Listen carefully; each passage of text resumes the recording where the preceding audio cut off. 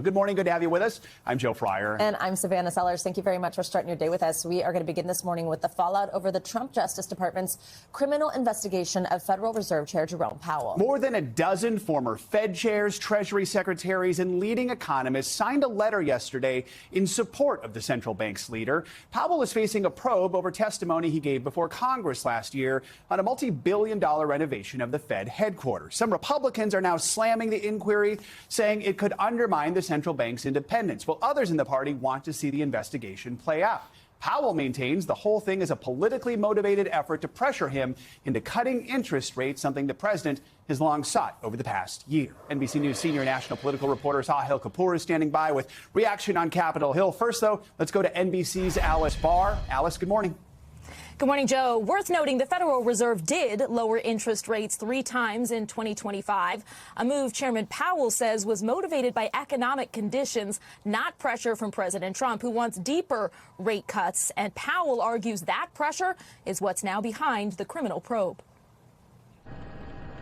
This morning, political pushback over the Justice Department's investigation into Federal Reserve Chairman Jerome Powell, with a series of Republican lawmakers voicing concerns. I know Chairman Powell very well.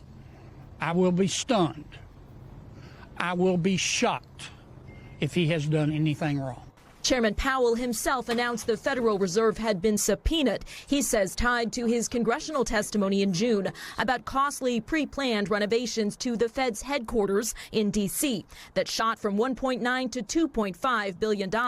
Though not taxpayer money, President Trump has slammed the overruns, while also repeatedly pressuring Powell to lower interest rates. Well, I'd love him to lower interest rates.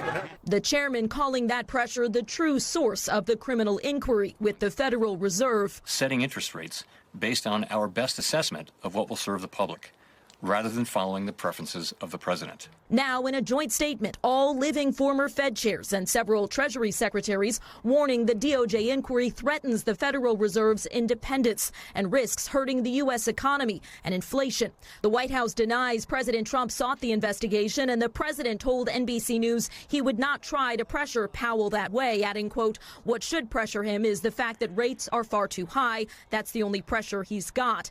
The U.S. Attorney for Washington, D.C., Jeanine Pirro, posted that her office contacted the Federal Reserve to discuss renovation cost overruns and Powell's testimony, but were ignored, necessitating the use of the legal process.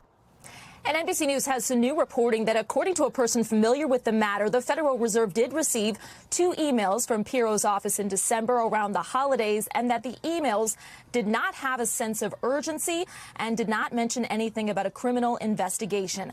Another source tells NBC News Treasury Secretary Scott Bessent voiced frustration with the investigation to President Trump and believes it's a distraction.